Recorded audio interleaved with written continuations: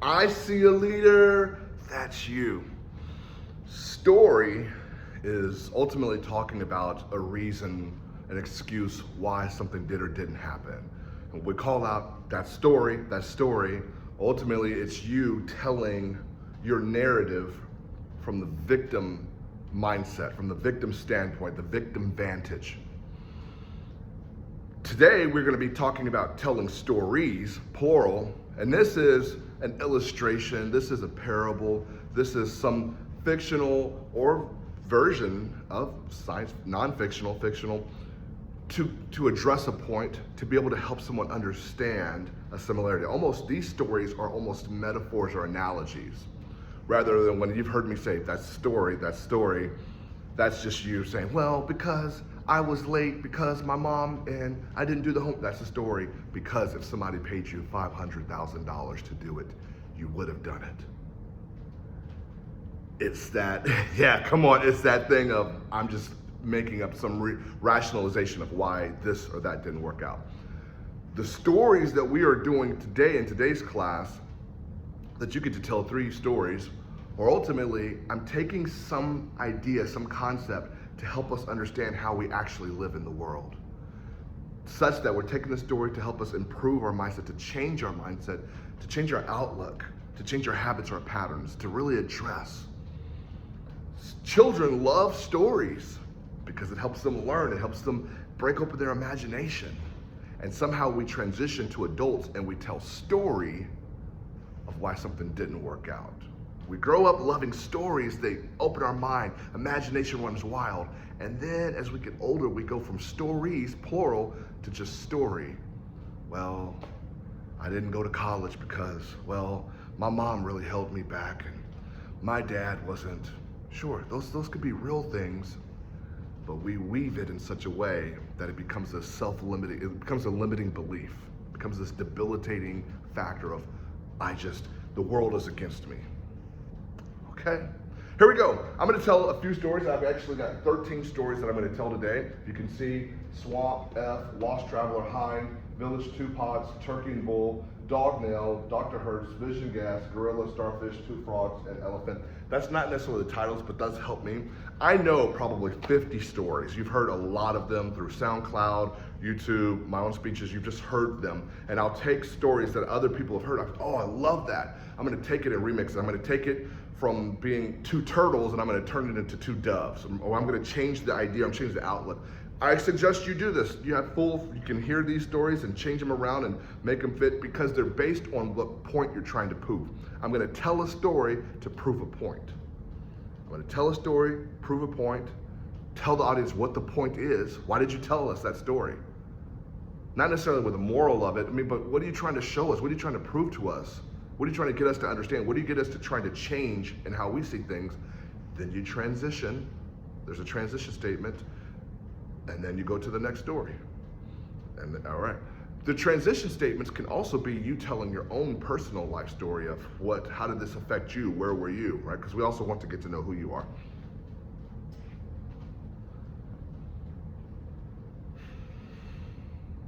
Confident step.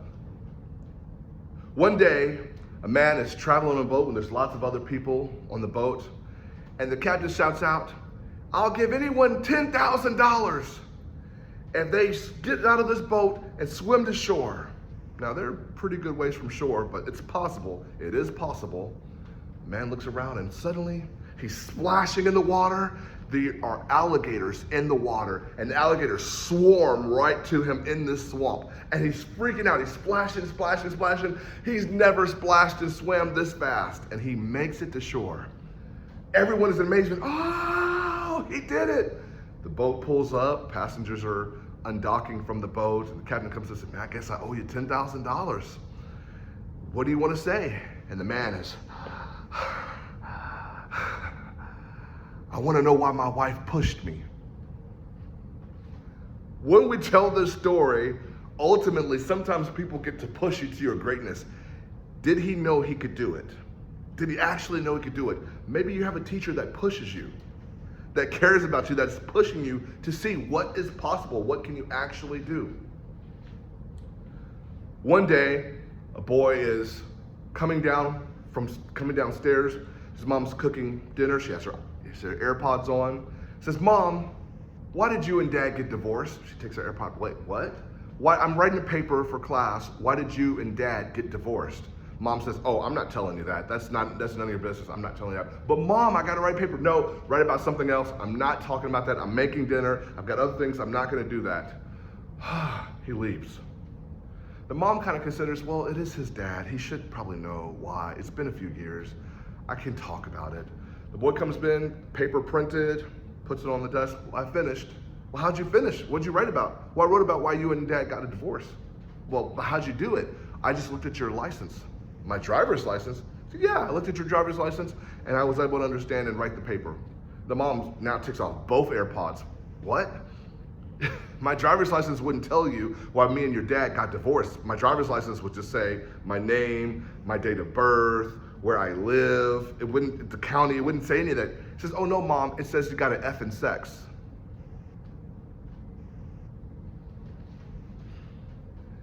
You can have the right information and make a wrong revelation. Let me say that again. Having wrong information, even if I want to put it that way, having wrong information can give you a wrong revelation. The boy didn't understand that F meant it was talking about gender. I can tell this story. Now, I've said this story before, and I've thought sometimes it lands and people love it, and then it depends if the crowd's younger, they might not catch it. If they're too conservative, they might not appreciate it. It just depends. Which is why you always get to think about, what does my audience need to hear? One day there's a man who's been lost. He's lost and he's a traveler. He stumbles upon an apple tree in the middle of the forest. He says, how did this apple tree get here in this forest? But he hasn't eaten in 7 days. He races to the apple tree, starts eating the apples. He has his fill and then he leaves. Now the apple tree is furious about this. But the apple tree considers, that's just one person. I'm not gonna make it a big deal. And then 12 days later, that same lost traveler shows up with 7 other lost travelers. He said, y'all, this is the tree that saved me in my time of need. They all go to the apple tree and they eat the apples. Now the tree is furious. He says, hey, come here, sucker. The tree's from the south side. I can say that. Tree says, hey, last time you were here, you were eating my oranges and I didn't say anything about it. And now you brought all these other random people here eating my oranges and I don't appreciate it. And they all start to laugh. Oranges? There's no oranges here. Yeah, don't eat my oranges. There's no oranges here. You are an apple tree.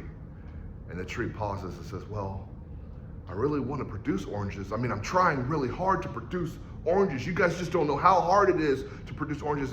They say, no. We look at the fruit you bear, and that's how we know who you are. Friends, people will look at the fruit you produce in your life, and that is how they know who you are. When you keep producing apples, you must be an apple tree. If you keep producing gossip, come on. If you keep producing lies and cheating and manipulation, come here. If you keep doing that, then that must be who you are, and that is why people come to you. Look at the people in your life, why do they come to you? Do they come to you for leadership? No one ever comes to me for leadership because they don't see leader. We go to an apple tree when we're looking for apples. We go to a leader when we see leadership. Come on. Why do people go to you? And if you keep producing that same thing, that's why people will come to you, and that's how people know who you are. There's 2 hillbilly friends deep in West Texas, and they're in a diner, and they're talking to each other, the friends. Hey, how was your day? Well, how was your day? How's the missus? Oh, the missus is doing fine. And they see a woman in the diner choking. She's choking on some sort of food, some sort of obstruction in her throat. One of the guys gets up and says, I know how to help her. He goes up to her, ma'am, can you yell? Can you swallow? Can you breathe? He then pulls down her pants and licks her on the right butt cheek. And the woman, caught off guard, and obviously, what happened? She coughs up the thing. And the man goes back to his seat, and his friend says, you know, I had heard about that there hind lick maneuver, but I had never seen it.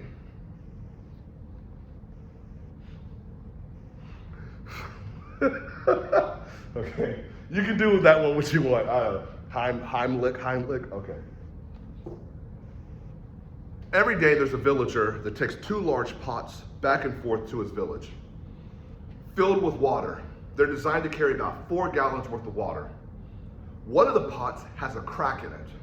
And because of this flaw, because of this crack, because of this defect, this imperfection, it dumps out almost half of its water by the time it gets back to the village. The pot with the crack is very insecure, comparing himself to other people. How many of you know that story where we compare ourselves?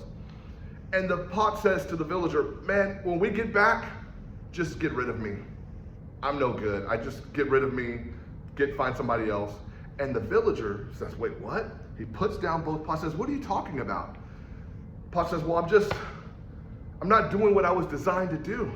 I got this imperfection and I'm just wasting water. Get rid of me. The villager says, look back behind you. What do you see? Pot. I don't know, I just see a path. No. What do you see?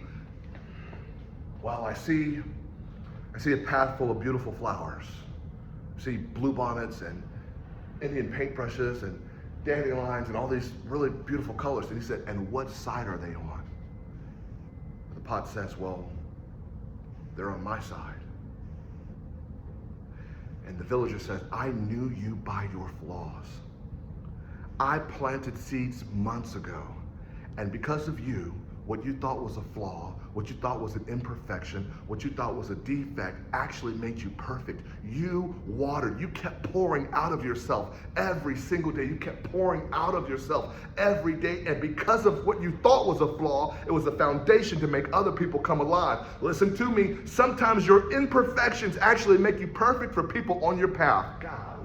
Y'all come here. Your imperfections actually make you perfect for people on your path. Maybe that's a part of your purpose. You just keep pouring out, keep flowing out love, authenticity, wonderment, electricity, faith, joy, happiness, intelligence, whatever's inside of you, creativity, just let it keep flowing out. And you'll find that what you thought was a defect actually gets you to your destiny. 2 best friends. Do you have your best friend? I want you to think about your best friend. The turkey and the bull were best friends. Now, one day, the turkey says, you see that tree? That's the tallest tree in the farmer's land. And I want to get to it. The bull says, well, you have wings. Why don't you fly? The turkey says, yeah, but I'm missing something. I don't know. I'm going to get there. I'm a dreamer. I am a dreamer. Do I have any dreamers in the audience? All right. Okay, you're right here. The bull says, well, I've seen humans eat people such as myself, cows primarily, but I don't want you to kill me. I don't want you to kill me. I'm a bull. I don't want you to kill me. But maybe there's protein in my feces, in my manure. And if you eat my feces, the bull says, if you eat my manure, you're gonna get strong, because I've seen humans and they do it, and maybe. And the turkey says, wait, what? You want me to do what?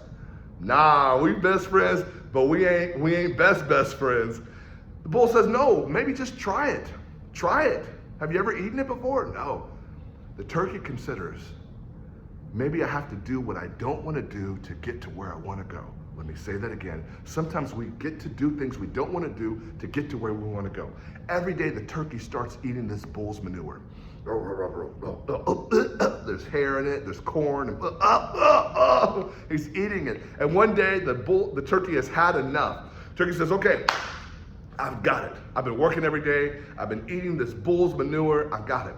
The turkey starts flapping its wings, flying, gets higher and higher and higher and higher, and he makes it all the way to the top. And all the animals on the farm say, oh, go turkey, go turkey, go turkey. He says, what's up, chickens? Come holler at me. What's up, hens? What up, rooster? What up, bull? And the farmer hears the commotion. The farmer comes out and sees a crazy sight. The farmer sees the turkey at the tallest tree. And the farmer, being the farmer, takes his shotgun, shoots the turkey, and the turkey dies. Whoa, whoa, whoa, whoa, whoa, whoa, whoa, whoa, whoa. And I know you're thinking, well, hold on, Mr. Harrison, what kind of story is this? I mean, the turkey had a dream, and I'm a dreamer, and the turkey listened to his best friend, and I got my best friends, and they got my back. And the turkey did what he didn't want to do to get to where he wanted to go. Every day he ate that bull's manure to get to where he wanted to go. And you're saying that if I do what I don't want to do, and I have a dream, I have a best friend, I listen to my best friends, and I get all the way to the top, I'm just going to die? Is that the moral of the story? No, it's simple. Bull crap will get you to the top, but it won't keep you there. You're going to actually have to do some work, and you get to listen to who you've been talking about. That bull didn't even really know what he was talking about. That bull was just giving him bull. Well, let me just say it this way. Bull crap will get you to the top, but it won't keep you there. I went to go visit my friend, and he lives in East Texas, and he's sitting on a porch, and the dog is just moaning and wailing.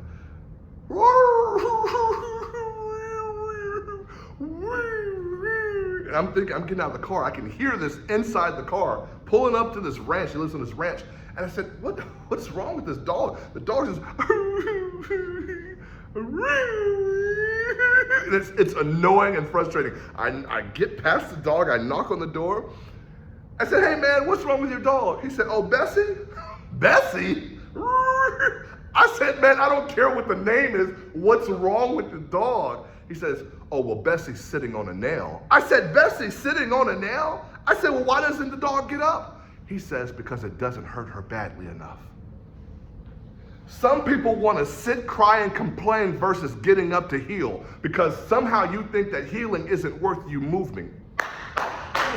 Some people think that healing isn't worth you moving from your current location. I'm about to start running on this. How many times in our life do we sit and complain and cry and wait and procrastinate versus getting up and moving on and heal? How many years have you been crying about that relationship? How many years have you been crying about that accusation? How many years have you been crying about people leaving you in your life? How many years have you been crying, well, that school didn't treat me right, or these teachers didn't do this right, or my parents didn't? How many years are you going to keep crying and complaining? Because it doesn't hurt you badly enough.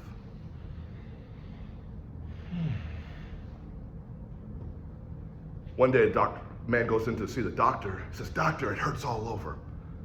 The doctor takes his glasses off.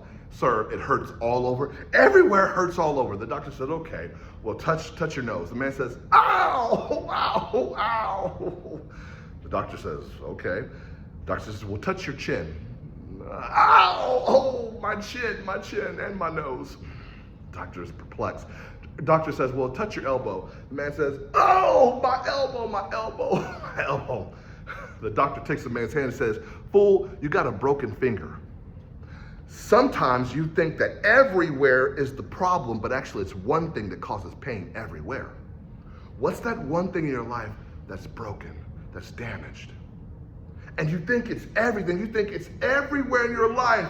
Well, my friends don't understand, and these people walked away, and my job, and my school, and my grades, and maybe it's just your broken mindset that you've got. Whoa! Maybe you got a broken mindset if you would just get your mindset fixed.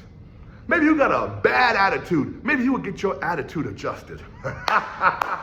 Maybe it's your spending habits. Now I'm talking to myself. Maybe it's your eating habits. Now I'm also talking to myself. Maybe it's just one thing that is causing problems everywhere. A couple goes up and they get gas. It's old school, small station, gas station out in the middle of Texas. The man says to the young boy that's the attendant, young man, will you wash the window? They say wash. Will you wash the windows? Man, the little boy goes out there squeaking the windshield.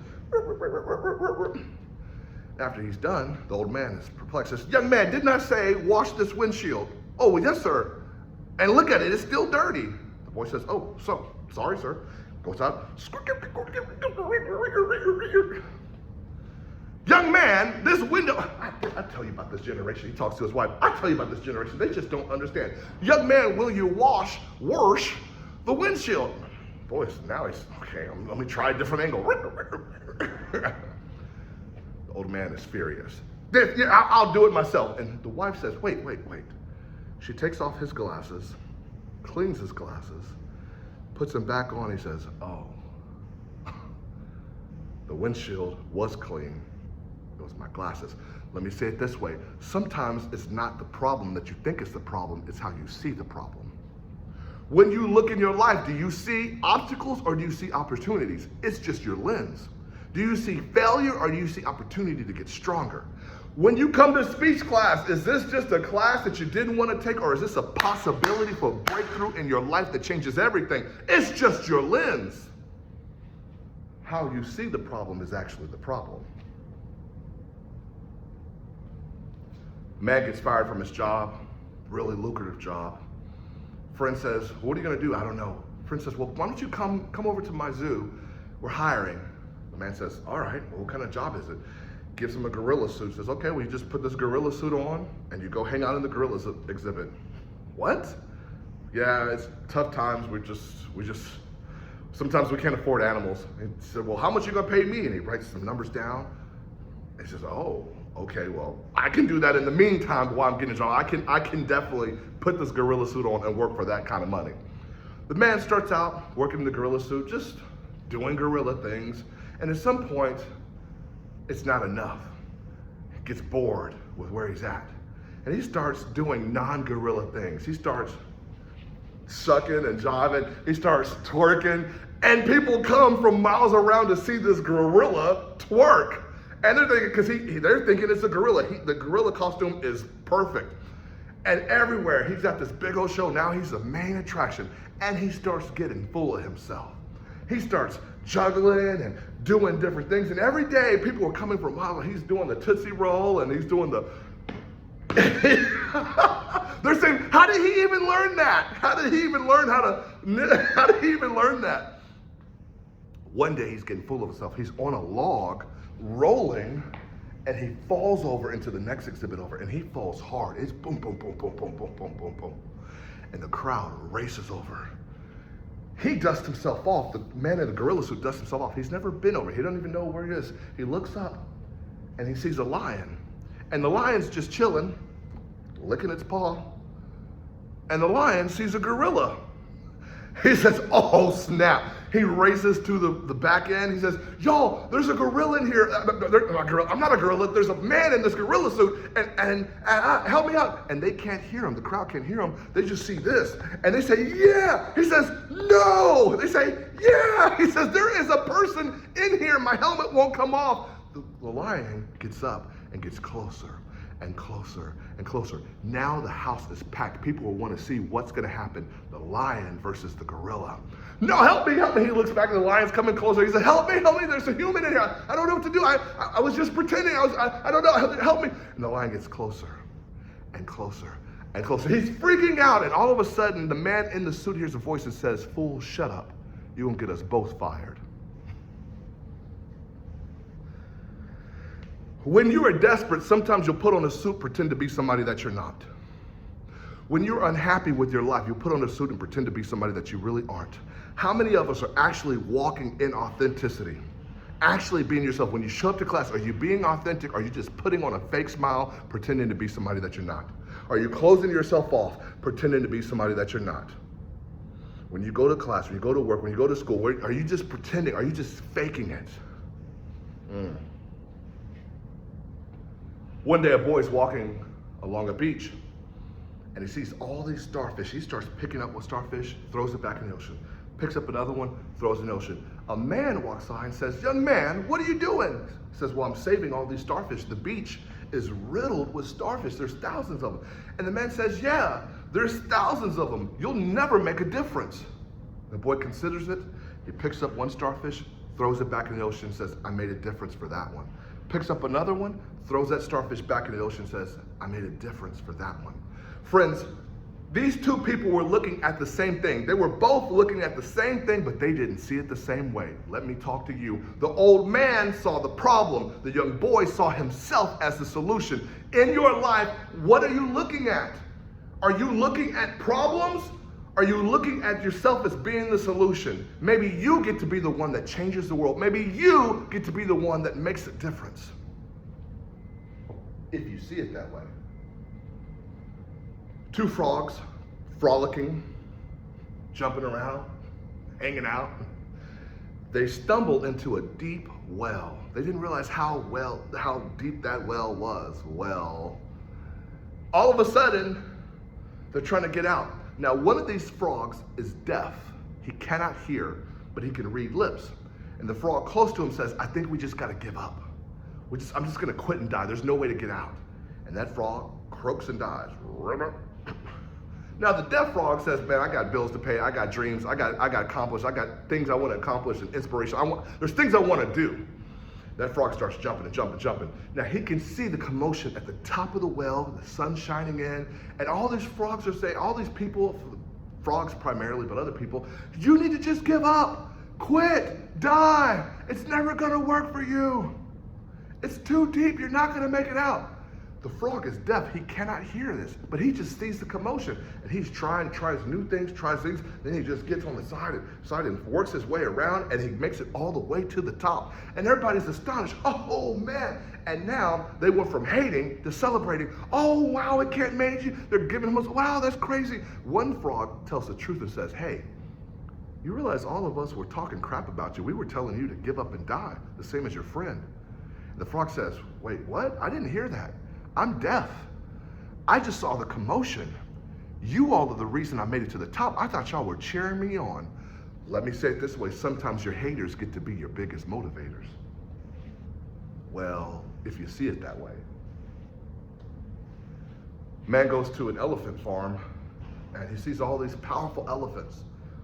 And they're all attached with a little tiny rope on their leg to a stake in the ground. And the man is baffled. These creatures are humongous. He says, how is it that these elephants don't just break free? And the person that was in charge of the elephant farm says, well, when they were younger, they couldn't break free. As they got bigger, they thought they still couldn't break free, even though they're powerful. That little tiny thing that held them back when they were younger still holds them back today. Friends, what is that thing that's smaller than you, that's weaker than you, that still has you shackled and held you bound up? What type of belief do you have about you that you're not big enough, you're not strong enough to overpower that thing? Something that happened when you were a kid and you still don't trust people. Something that happened when you were a kid and you still feel insecure. Something that happened when you were a kid and you still feel in shame and guilt. What is that thing that happened back then that's still holding you hostage today? 13 stories. Let me tell one more. That's why I love this one. Teacher's giving a great lecture. Says, you can be anything you want to be. Anything, just be it. And after class, 3 students come up. One student says, well, sir, I want to be an eagle. He says, you go be an eagle. You want to fly high. You want others people to see your greatness. You go be that eagle. I will, sir. Walks off. Next student comes up and says, well, I want to be a wolf. He tells her, you go be that wolf. You want to lead the pack. You want to be a leader. Yeah, you want to be fierce and ferocious. You go be that wolf. She says, I will. She walks off. Third student comes up and says, well, sir, I think I want to be a tea bag.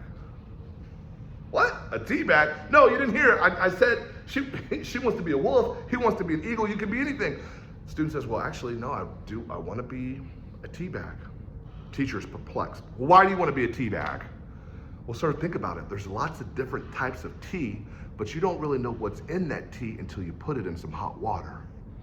You don't really know what's in the tea bag until you put it in some hot water. And I want to be that same way, where I won't really know what's inside me. I won't really know what I'm made of until you put me in some hot water. That hot water represents a toxic situation that I improve. That water is the culture, the water's a community. It could be an impoverished community, but I get there and I make it better because of what's inside me. Student continues, says, well, sir, think about it. The tea is actually made for hot water. The tea does no good in cold water. It comes alive in hot water. And because of the pressure, because of the situation, I make things better around me because of what's inside of me. Today I'll ask you, is that class better because you're there? Is your school better because you're there? Is your job better because you're there? Everything around you, well, there's chaos and there's this and that. Yeah, I understand, but is everything around you better because of what's inside you? Who will you be? Who will you choose to be today?